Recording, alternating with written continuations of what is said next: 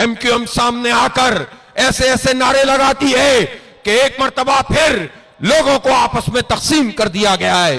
सिंधियों को महाजरों से लड़वाया जाए, महाजरों को सिंधियों से लड़वाया जाए। और कभी कहते हैं विफाक का कब्जा होना चाहिए, कभी कहते हैं सूबे का कब्जा होना चाहिए। हम ये वाजे कर देना चाहते हैं कि इस शहर कराची पे ना सूबाई कब्जा चलेगा, ना विफाक का कब्जा चलेगा। इस शहर को आइन के मुताबिक इसकी हुकूमत चाहिए, सिटी हुकूमत चाहिए, बाइख्तियार हुकूमत चाहिए। आइन ये बात कहता है कि तमाम मालियाती, सियासी और इंतजामी इख्तियारात मकामी हुकूमतों को मुंतकिल किए जाएं। लेकिन सूरत हाल यह है कि नाक बनकर बैठ जाते हैं और जो हमारे शहर के इदारे हैं उन पर कब्जा कर लेते हैं। MDA बना दिया, LDA बना दिया।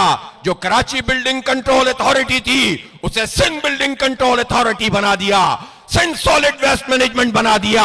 और इस तरह की अथॉरिटियां बनाकर और इस तरह के इदारे बनाकर ये वसाइल पर कब्जा कर रहे हैं। ये लाखों की तादाद में इंसान ये मुतालबा कर रहे हैं, ये कह रहे हैं कि हमें बाइख्तियार शहरी हुकूमत का निजाम चाहिए जिसमें ग्रास रूट लेवल पर इख्तियारात मुंतकिल हो।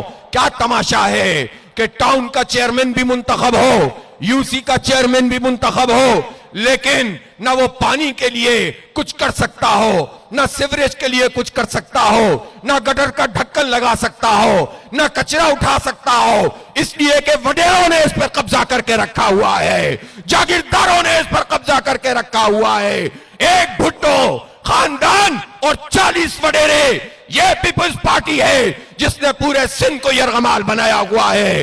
हारियों का हक भी मारते हैं, गरीबों का हक खाते हैं और शहरों पे भी कब्जा करते हैं। कब्जे का ये निजाम खत्म करना पड़ेगा।